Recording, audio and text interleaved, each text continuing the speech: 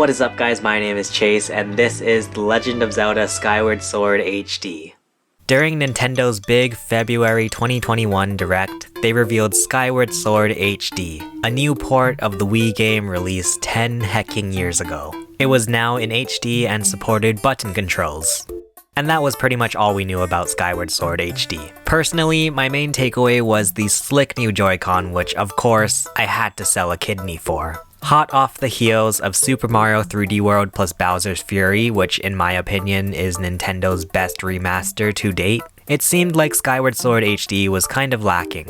It made sense for Nintendo to re-release Wii U games since they had to pay people to go out and buy the Wii U, but re-releasing a Wii game seemed weird because everyone and their mother had a Wii. Anyway, after all of that, I will say that it's really nice to have this game on the Switch, especially since I have never played it before. So let's take a look at Skyward Sword for the first time ever. Now keep in mind that this game was originally released on the Wii, and the main purpose of the Wii was to make everyone flail their arms around. So to start out my first ever playthrough of Skyward Sword, I wanted to play the game the way it was meant to be played.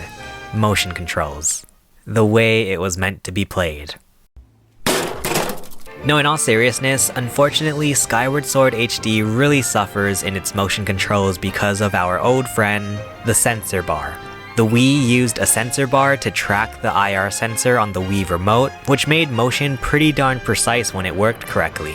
But now with the Switch, we obviously don't have any sensor bar included, so it relies solely on the Joy-Con's built-in gyro controls. And if you've played Pikmin 3 Deluxe or Super Mario Galaxy and Super Mario 3D All-Stars, you probably know by now that the gyro does require resetting quite often.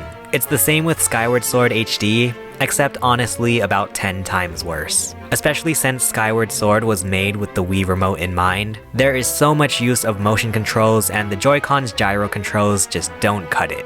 Trying to precisely swing your sword in a certain direction is a hecking nightmare with the Joy-Con. Maybe some people found motion controls to be usable, but at a certain point I had to throw in the towel.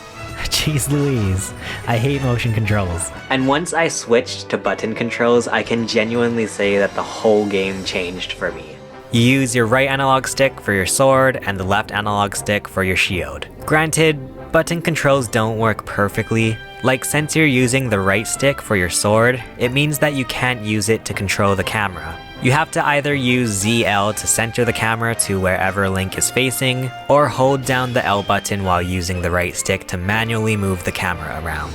But still, I feel like a new boy using button controls with the Pro Controller compared to motion controls with the Joy-Con. While at some points the button controls can feel kinda clunky, it's way more efficient than motion controls in my opinion. Now, according to the guy at the corner of my street, Skyward Sword is officially the very first game in the Zelda timeline. This game follows the story of two friends and hopefully lovers called Link and Zelda, who live peacefully on this island in the sky called Skyloft. They're unsure of what lies below the clouds, until one day, Zelda gets sucked into the world below.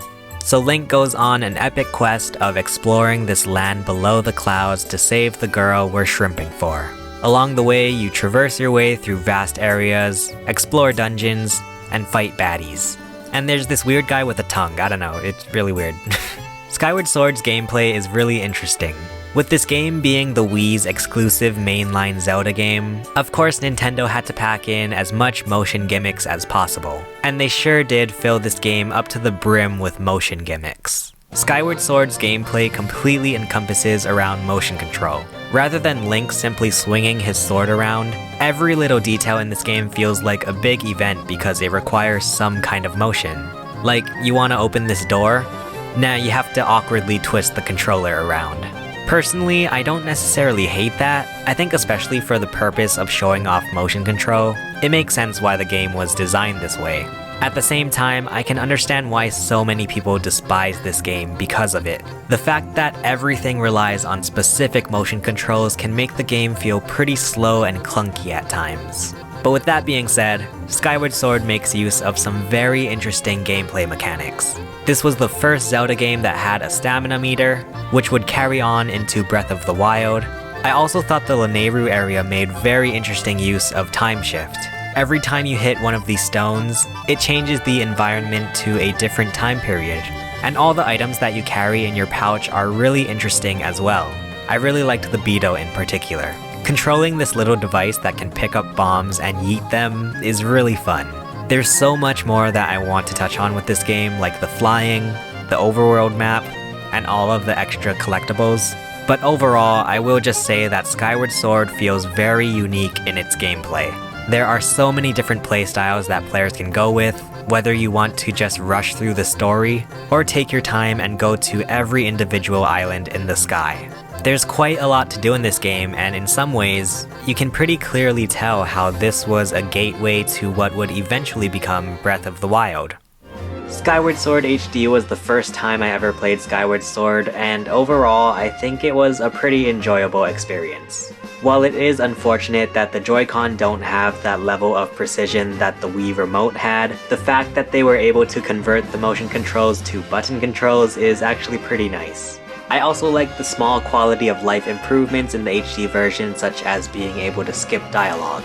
Let me know in the comments what you guys think of Skyward Sword HD and what your favorite Zelda games are. Make sure you check out more of my video game reviews below. For now, thank you for watching. My name is Chase, and I will see you guys again soon. Bye.